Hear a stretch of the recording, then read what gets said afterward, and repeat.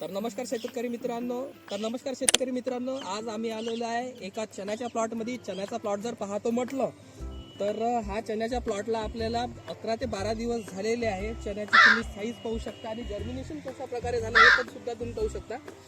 आता या चण्याच्या याच्यावर आपण नियोजन काय करायला पाहिजे, तर 15 ते 21 दिवसाच्या आतमध्ये हिशोबानं जर आपण याचं नियोजन जर करतो म्हटलं तर आपण RPS 76 त्याच्यासोबत मायकोरिच हा एक आपल्याला औषध आहे पावडर फॉर्म मध्ये.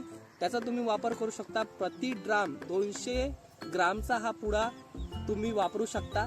याच्यामुळे फायदा काय होणार, जसं आपल्या चण्याच्या झाडामध्ये जर पाहतो म्हटलं मर रोग हा एक प्रादुर्भाव जास्त होते, तर मरचा प्रादुर्भाव इथं खतम होऊन जाईल ज्या ठिकाणी यामध्ये. आणि चण्याच्या शेतामध्ये आपल्याला मरचा प्रॉब्लेम हा पूर्णचा पूर्ण त्या औषधाने आपल्याला सॉल्व्ह होऊन जाईल.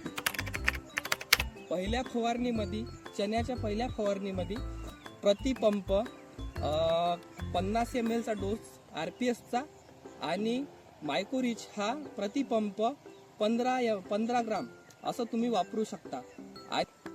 असेच जर तुम्हाला आमचे व्हिडिओ जर आवडत असतील तर या चॅनलला टीम वॉरियर सपोर्ट सिस्टमला तुम्ही लाईक करू शकता, कमेंट करू शकता आणि सबस्क्राईब सुद्धा करू शकता. धन्यवाद.